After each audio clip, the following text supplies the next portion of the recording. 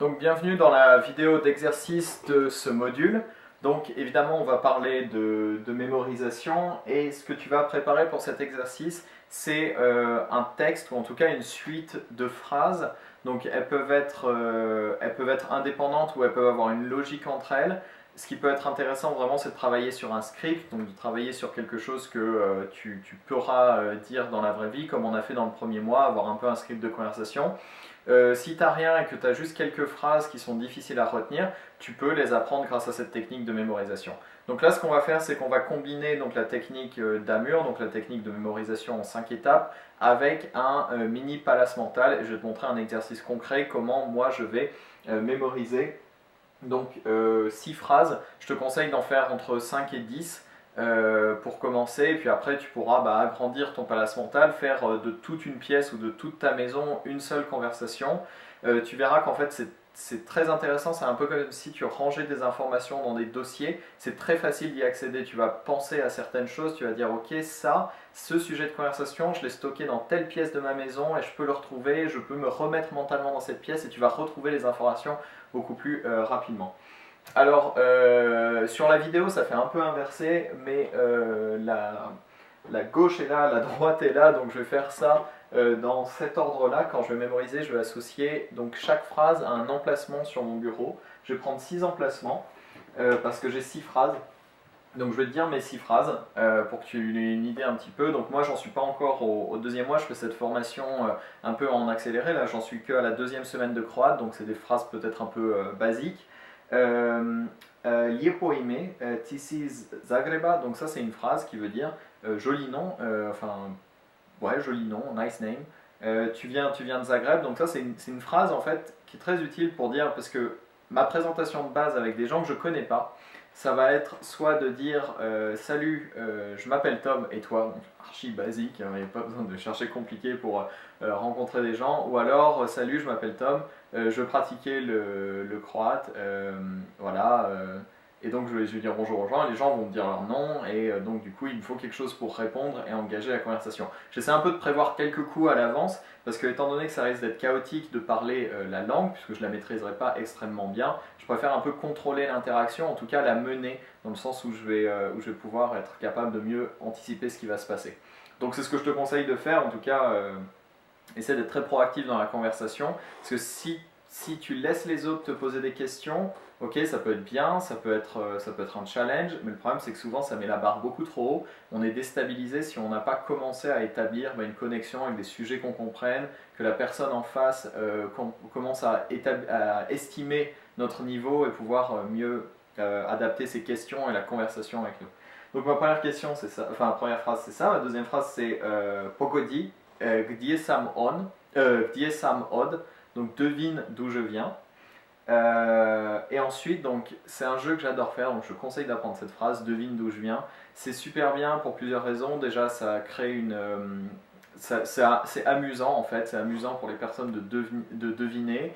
Et c'est intéressant aussi pour avoir du feedback sur votre accent, notamment si vous apprenez l'anglais et que vous faites cette phrase et qu'en une demi-seconde les gens savent que vous êtes français, et ben vous savez que vous avez un peu de travail sur votre accent parce que vous avez encore cet accent typique français. Voilà, donc moi c'est quelque chose que j'aime bien faire en anglais notamment, quand je parle dans des situations internationales, j'aime bien faire deviner les gens d'où je viens, et comme ça j'apprends, ça me permet de comprendre en fait comment je sonne en fait, c'est cette phrase bizarre qui n'existe pas en français, sonner dans une langue, to sound, et ça permet de savoir en fait où sont tes fautes de phonétique. Bon, ça c'est un peu de la phonétique avancée pour les langues, mais faire deviner d'où tu viens c'est toujours un jeu marrant, j'adore le faire. Et donc, troisième phrase, c'est Izgliedam li polski. Donc, est-ce que j'ai l'air polonais? Parce qu'en fait, c'est juste des phrases que je prévois parce que je sais ce que les gens disent. Ils disent polonais souvent parce que j'ai l'air d'un polonais. Je sais pas pourquoi. Moi, je vois des photos de polonais. Je n'ai pas tellement l'air d'un polonais. Bon, pourquoi polonais en particulier? Mais je parle comme un allemand. Souvent, dans les langues étrangères, j'ai un accent allemand qui traîne, donc j'ai l'air d'un allemand et les gens me disent ah, donc ils vont deviner, là j'anticipe la conversation, ils vont peut-être penser, bon, il y a une chance sur 10, mais voilà, c'est pour apprendre la phrase, est-ce que tu es allemand? Donc je n'ai pas besoin d'apprendre la phrase, je vais la reconnaître. Et donc je vais dire Zvučim li niemiecki. Donc ça veut dire est-ce que je parle comme un allemand, est-ce que je sonne comme un allemand. Donc ça c'est ma quatrième phrase. Et une bonne phrase à sortir, donc je te parlais dans une autre vidéo de la quatrième semaine, donc rajouter des choses amusantes dans ta conversation. Moi dans les phrases, il y a cette phrase un peu argot que j'ai envie d'utiliser. Je ne sais pas si elle est totalement correcte, je ne sais pas si les gens utilisent le pronom ti dans cette phrase, bon, ça ne t'intéresse pas, c'est pas important. Tisi doyaya piani ou piana. Donc ça veut dire tu es complètement bourré, tu es complètement bourré au masculin ou au féminin. Donc voilà, ça c'est une phrase amusante parce que quand les gens voilà, devinent un truc à côté de la plaque, moi bien sûr je prépare ce texte dans l'idée où je vais rencontrer des gens de mon âge, dans des situations voilà, sociales, dans des bars, dans des cafés, en sortie, voilà, parce que c'est ça qui va m'intéresser en Croatie, donc je ne vais pas me préparer voilà, à répondre à des emails de mon patron en croate, puisque c'est a priori pas la situation que je vais rencontrer. Donc évidemment, calibre, hein, fais en sorte que toujours tes phrases, ton texte que tu anticipes soient en rapport avec ton projet, avec la langue. Et ma dernière phrase, c'est Živim u Alpama nedaleko od Italije. Donc ça c'est intéressant parce que c'est une question stupide que tout le monde pose quand il rencontre un étranger. Il demande d'où tu viens. Donc tu dis le pays et après ils demandent toujours la ville même s'ils n'ont aucune idée de la géographie du pays. Ça arrive naturellement, c'est genre par exemple le mec tu vas le rencontrer, il vient d'Ouzbékistan, tu connais même pas la capitale de l'Ouzbékistan, je pense qu'il n'y a pas de honte à ne pas connaître la capitale de l'Ouzbékistan et inlassablement les gens vont lui demander ah ouais d'Ouzbékistan, quelle ville? C'est génial comme phrase, j'adore. Et donc on me le demande toujours en français, à chaque fois je demande à quel point tu connais la France et les gens des fois c'est genre je connais Paris. Et donc je dis voilà, Paris, c'est ça. Donc moi je viens des Hautes-Alpes hein, pour info, donc c'est pour ça que je dis Živim u Alpama nedaleko od Italije, ce qui veut dire je vis dans les Alpes, pas loin de l'Italie. Donc comme ça, et puis après je peux dire le nom de la ville et tout ça, donc c'est pas hyper important. L'idée c'est juste que j'anticipe ces phrases-là et j'ai envie de les connaître et j'ai envie de les connaître vite et puis aussi j'ai envie de te montrer comment les apprendre avec un palace mental. Donc ce qu'on va faire, c'est que là, sur mon bureau, je vais décider de 6 emplacements. Ce bureau, c'est mon palace mental. Encore une fois, un palace mental, ça peut être ta maison, ça peut être ta chambre, ça peut être ce que tu veux. Ça, c'est mon emplacement numéro 1. Sur cette lampe, ou autour de cette lampe, il y aura la phrase « Joli nom, tu viens de Zagreb ». Donc quand je vais penser à cette phrase, je vais penser à cet emplacement. La deuxième phrase, on va dire que c'est, là, on va partir sur le haut. Devine d'où je viens. Ça va être sur l'ordi. Ensuite, bon, on va faire ça comme ça. Le clavier, c'est... Alors, il y a juste un truc auquel j'ai pensé, c'est que je vais dire, est-ce que j'ai l'air polonais, est-ce que je sonne allemand? Je vais plutôt faire l'inverse, je vais plutôt mettre la phrase est-ce que je parle comme un allemand à gauche et est-ce que j'ai l'air polonais à droite, simplement parce que au niveau mnémotechnique, eh ben, la Pologne est plus à l'est que l'Allemagne, donc dans ma tête, c'est logique d'aller dans ce sens-là. Si je fais l'inverse, je vais être un peu bloqué. Donc je vais plutôt dire est-ce que je sonne allemand? Est-ce que j'ai l'air polonais? Et puis voilà, donc c'est facile, la souris c'est polonais, le clavier c'est allemand, donc je commence à encoder les choses. Ensuite, bah, c'est facile, mon mug c'est la phrase Tisi doyaya piana, ou pian, donc c'est le mug, c'est le fait de boire, et ça veut dire tu es complètement bourré. Et ensuite ma deuxième phrase, je vais la mettre là, au bord de la table, là tu vois pas trop. Hop, je vais pas casser, voilà, il y a un bord de table, enfin un bord de bureau qui s'arrête là, et je vais dire j'habite pas loin de l'Italie parce qu'il y a cette idée de frontière, enfin bon ça c'est, je rajoute des éléments mais normalement t'as pas besoin d'associer un emplacement avec la phrase dans le sens où il faut que ça ait du sens par rapport à la phrase, c'est à dire que tu peux avoir ta cuvette de WC qui va parler d'un excellent restaurant et pas de problème, c'est juste un emplacement quoi, t'as pas besoin de faire des associations tout le temps. Alors la première étape que tu vas faire avec ton script, donc avant de enfin tu peux les placer, mais maintenant ce que tu vas faire surtout c'est de t'assurer que tu comprends bien chaque mot. Et pour ça on va utiliser la technique d'Amur. Donc ce que tu vas faire en premier, bah, tu vas regarder moi comment j'ai fait. Tu devrais trouver en PDF en fait une capture d'écran de mon carnet, enfin une capture d'écran, une photo de cette page de carnet sur laquelle j'ai écrit plusieurs choses, donc regarde en même temps, je vais t'expliquer un petit peu comment on encode des mots. Donc l'idée en fait c'est d'être très créatif, d'utiliser son imagination pour trouver à quoi ressemblent les mots et comment les mémoriser. Alors pour moi, honnêtement, ça n'a pas été hyper difficile de mémoriser ces mots parce qu'il y en a beaucoup qui ressemblent au russe et donc c'est un gros avantage qu'on a quand on apprend plusieurs langues, enfin une langue de la même famille qu'une autre langue qu'on a apprise, c'est que c'est très facile.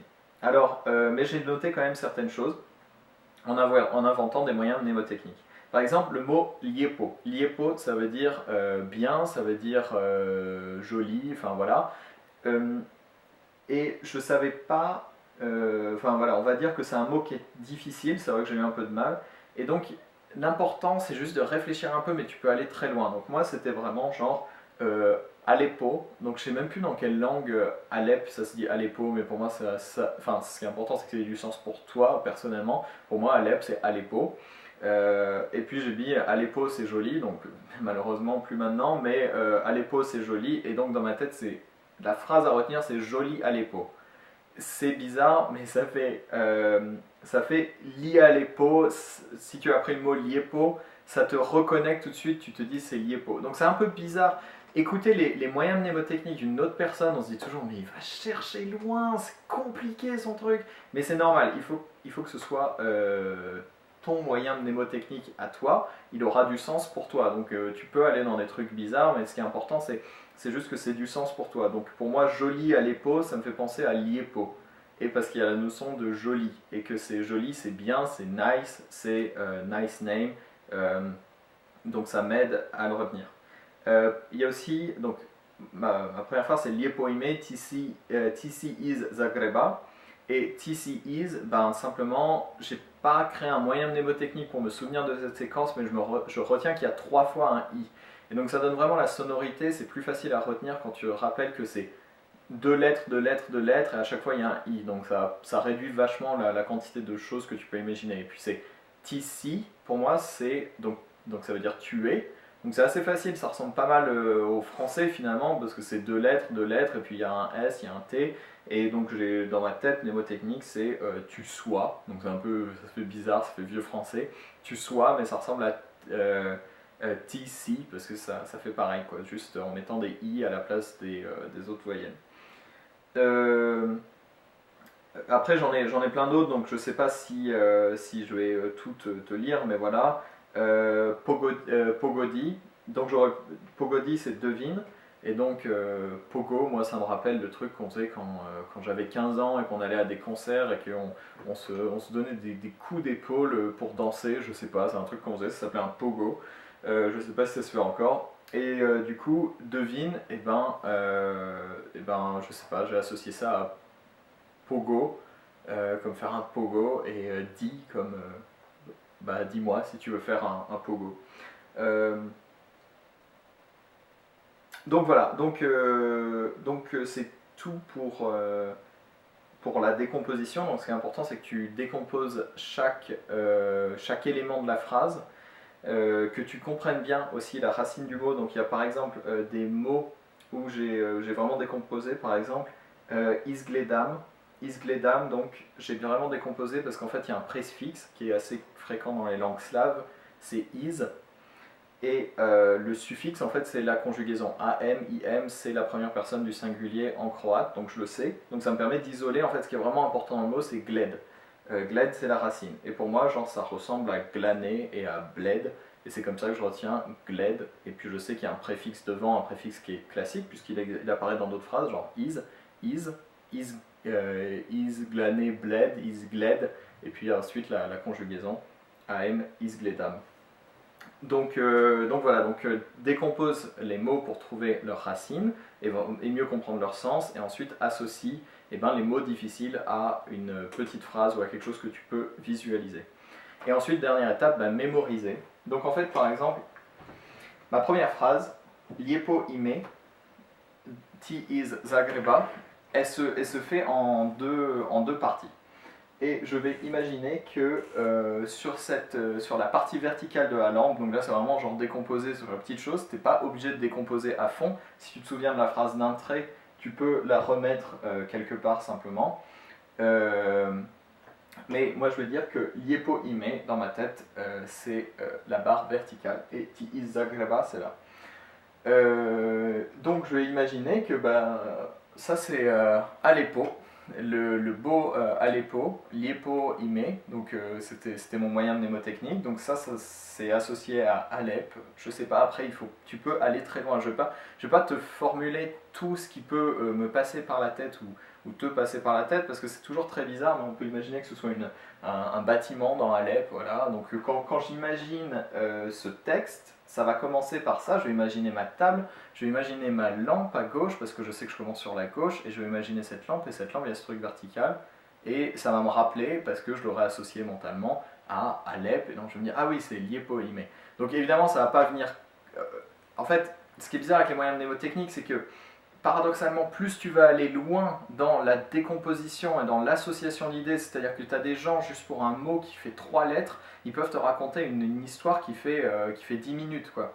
Mais ça, c'est pas un problème, parce que plus tu accroches des choses, tu vas pas avoir besoin de tout te souvenir dans l'histoire. Mais l'histoire, elle a du sens, en fait. Elle peut être absurde, mais elle aura du sens quelque part dans ta tête. Et du coup, ça va te permettre de l'associer très rapidement et de te dire, Liepo Ime. À un moment, ça va être ça, ça va être genre rapidement, tu vas identifier ton bout de phrase avec ton emplacement dans ton palais mental. Et au bout d'un moment, bah, tout ça, tu l'auras tellement pratiqué que tu penseras bah, même plus à ton palais mental pour sortir tout l'ensemble de ton texte en fait. Tout cet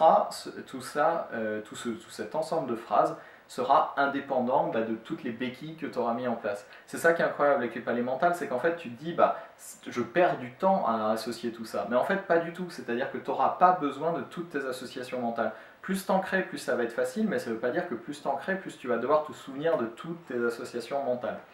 Donc c'est un truc un peu particulier, mais il faut le travailler parce que ça vaut vraiment le coup, c'est incroyable. Les champions de la mémoire utilisent tous des trucs comme ça, il n'y a pas une exception, il n'y a pas un mec qui va dire non je suis juste doué quoi. C'est toujours des associations mentales, c'est toujours des palais mentaux, des trucs comme ça, c'est incroyable ce qu'on est capable de faire quand on l'utilise bien.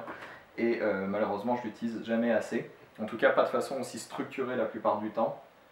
Donc voilà, donc mon premier endroit ça va être Liepo Ime, Ti iz Zagreba.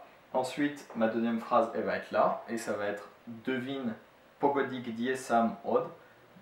Donc ça va être juste ici. Et ensuite est-ce que j'ai l'air allemand, ça va être là. Ensuite, est-ce que j'ai l'air polonais, ça va être là. Ensuite, ti si piani, ça va être là. Et ensuite, voilà, j'ivim ou alpama, ça va être là-bas. Et là, ce qui va être intéressant, donc ça va être l'utilisation. Donc tu vas voir ton palais mental, soit devant toi parce que tu es dans la pièce, soit mentalement tu vas visualiser les choses et tu vas les mettre à leur place. Et à chaque fois que, en le répétant, tu vas avoir besoin de regarder ton texte encore une fois, ce sera un signe qu'il faut encore que tu décomposes, il faut encore que tu associes. Imaginons il te manque un mot que tu n'arrives pas à te souvenir, recrée un moyen mnémotechnique pour ce mot, prends le temps, un papier, un crayon, tu écris tout ce à quoi ça te fait penser, même tu peux y aller lettre par lettre, parfois j'ai fait ça pour certaines langues, des mots de 15 lettres hyper longs et j'ai dû faire lettre par lettre parce que je ne voyais pas d'autre association, mais le temps que tu passes à encoder les choses, donc à créer un moyen mnémotechnique, donc à associer, c'est jamais du temps perdu. Et ensuite, bah, tu vas te répéter tes phrases, juste en les visualisant comme ça. Ça va les rendre réelles, ça va les rendre concrètes, et quand tu penseras à ton texte, ce sera plus un flux de sons bizarres, de choses, de concepts dans le désordre, ce sera bien rangé, chaque chose à sa place, et tu auras juste mentalement à le lire. Donc tu vas t'entraîner comme ça, sur 5 à 10 phrases, à les placer, à les lire, à les mémoriser, et à faire ça jusqu'à ce que ce soit fluide, et tu verras qu'au fur et à mesure, bah, tu n'auras plus à penser à tous les petits détails, tu n'auras plus à penser à tous les endroits où tu as mis tes choses. Donc voilà, c'est tout pour cette vidéo. Donc tu mémorises 5 à 10 phrases comme ça, et c'est tout pour aujourd'hui. Salut!